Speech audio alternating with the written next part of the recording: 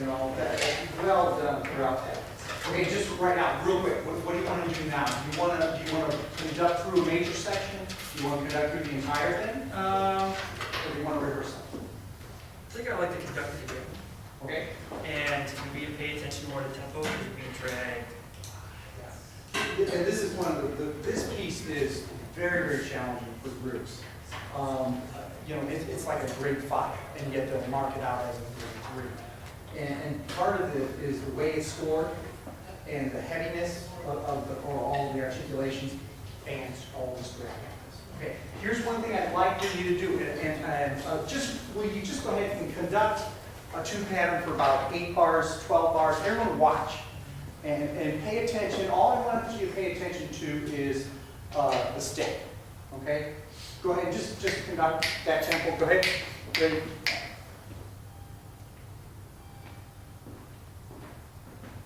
Okay, where are your eyes focused on? The wrist, the heel. Okay, now here's what I want you to do. Just go into your basic conducting position. Okay, now that extension, good. That elbow's in front of the torso, right? Twist that elbow in. It's in front of the torso. Now make sure the arm's parallel, okay? And don't let the wrist go up. It's also, there's an extension from the elbow all the way to the tip. Now what do you see?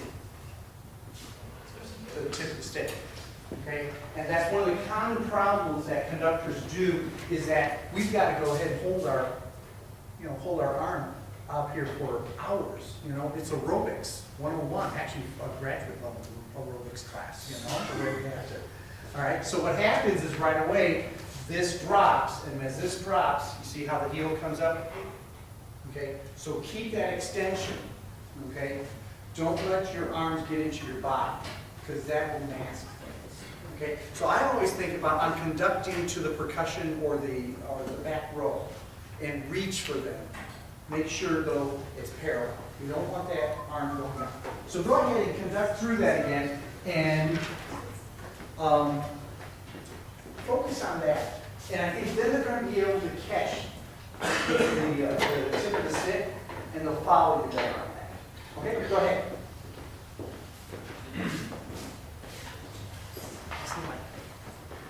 And do one more thing. One thing. Okay. You're a skinny guy, okay? And so when you conduct like this, right? And so what happens is that you've made yourself even thinner yet. Be welcoming to the group. Embrace the group. Open up. Let's see you do that. Open up a little bit. Doesn't he look better? Good. Good. Now conduct like that. Keep that. And you're going to have to move a little bit in terms of your dynamic contrast. Okay? But right now that says, welcome. I'm going to enjoy working with you. Okay? Go ahead.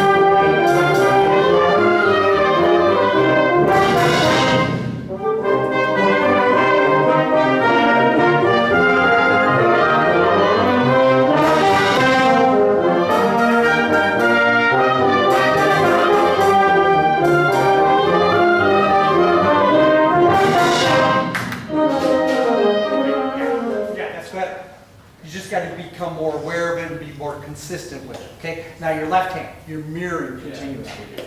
Okay? So the thing is, I like some cues that you're doing with the left hand. That's great. Now in this last section, ends of phrases usually come in with a tutti, boom, boom, boom, right?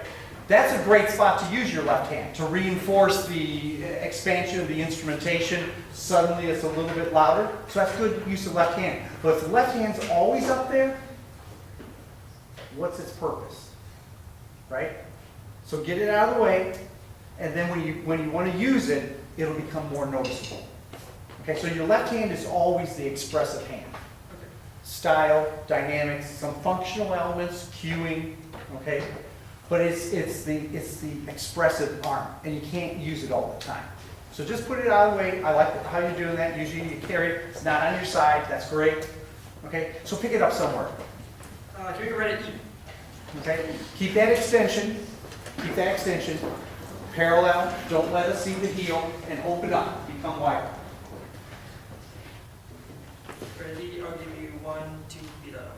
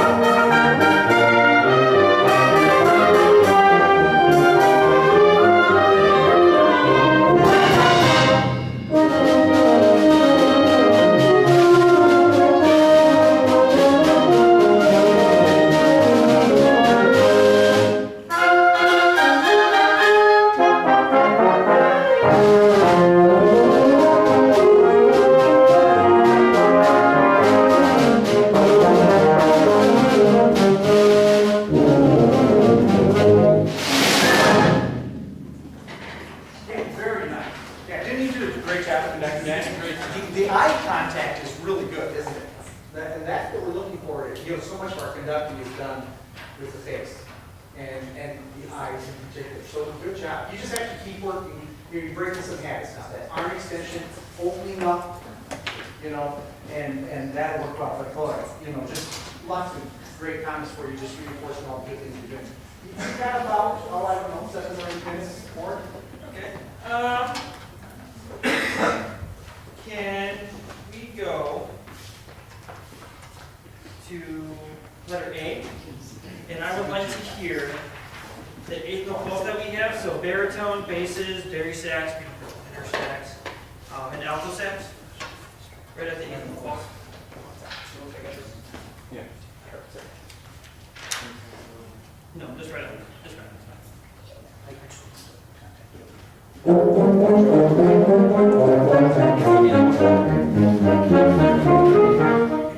have saxes, can we more listen to the baritones? They're nice and short, nice and crisp, so let's keep it light, listen for articulations.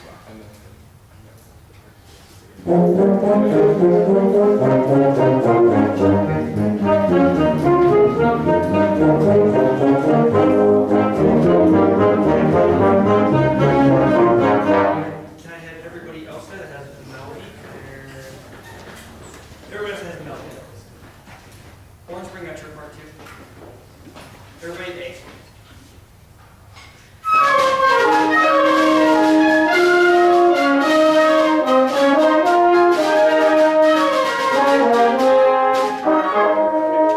Can I have a little more emphasis on the beep ba on the dotted A's there? Same thing at A.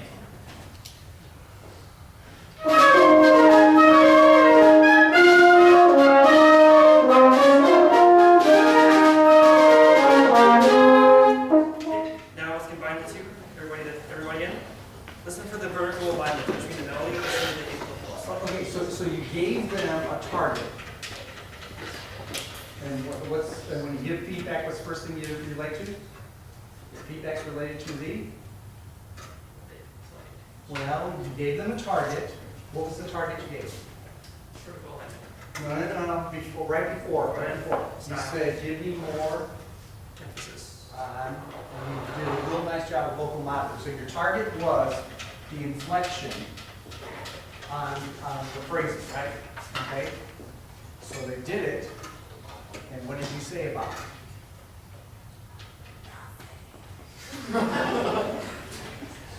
So these junior high students don't know if they did it right or not. Was that a tacit approval on your part? Yes. Yeah, right. Yeah, that's one thing we got to be careful about. I mean, with fine university players, yeah, give them some direction, boom, let them play, it'll happen. But with even a high school group, you've got to reinforce. If you really want this, I thought you called it well, you did a nice job of vocal modeling, but you got to reinforce that. All you have to say is, that's what I'm looking for, let's move on. Okay? All right, good. That's what I was looking for. So, let's go on to everybody at A. Just remember this tomorrow at clinicals.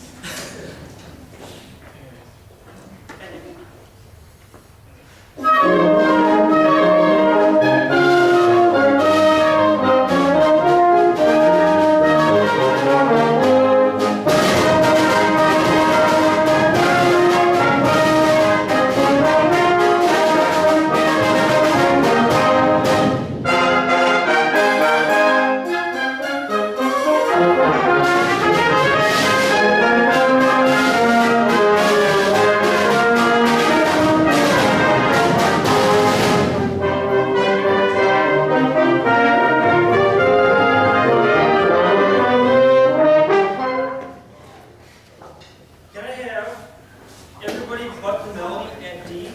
So everybody except for flutes, clarinets, 1 and 2, first trumpet, and first cornet. Everybody else? Looking for a pulse.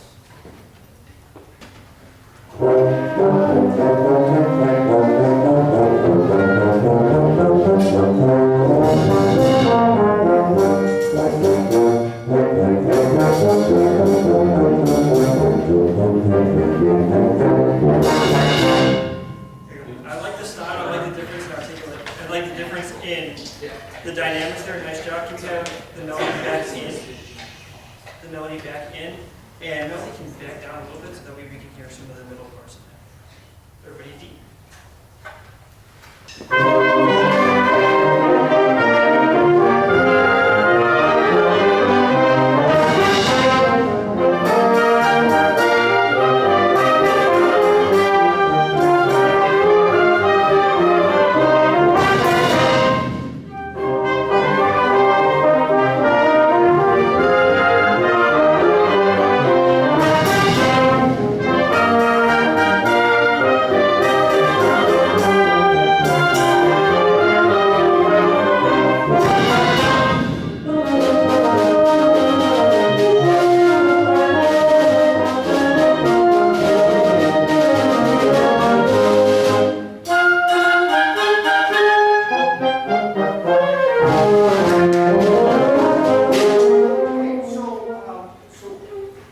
there's some sections, not a lot of sections for dynamic contrast, right? To make this interesting for the players, for the audience, okay? So one of the things is there's some sudden bursts of fortissimo, right? How is that, how is he doing that? Or how would you want to create it? So in terms of dynamic changes, you can do it a variety of ways. Individual players play louder. What's another way? I would have the softer. Softer, good. How else can you make it louder? Other than for individual players playing louder, how else does the composer create dynamic change? He adds more instruments too. Add more instruments. Okay, so what we got to watch out for when we're dealing with our students is that they'll see on the page, it'll say fortissimo, but we've added 20 players. And so if everyone approaches this as fortissimo, we don't have fortissimo, do we? We've got some really grotesque sounds coming out of the ensemble. So, you know, that's something that you need to listen for. Is that dynamic contrast appropriate? Okay, what's your dynamic at E? At E, Yeah. pianissimo piano. And this is more piano. So why don't we go back, let's do D second time. And what I'd like for you to do is do some nonverbal teaching. Now if you have to stop, you have to stop. So you only have a couple minutes, do some nonverbal so to go ahead and shape this dynamically. We'll just go through D almost to F. Okay. And just look at what's happening dynamically here, what's the structure, how does it work with phrasing, and then what can you do to help remind them to play the piano? And what do you have to do to reshape the dynamics based on instrumentation? Does that make sense? Yes. Okay, go ahead. E.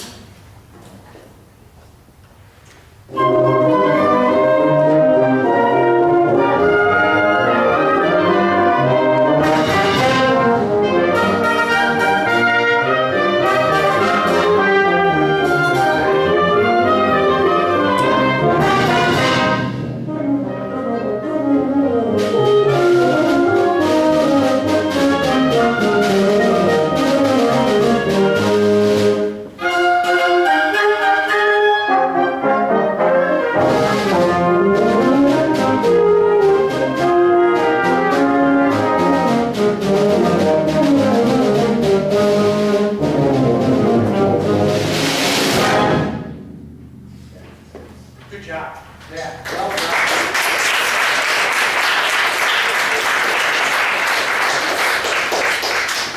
Cajun folk song?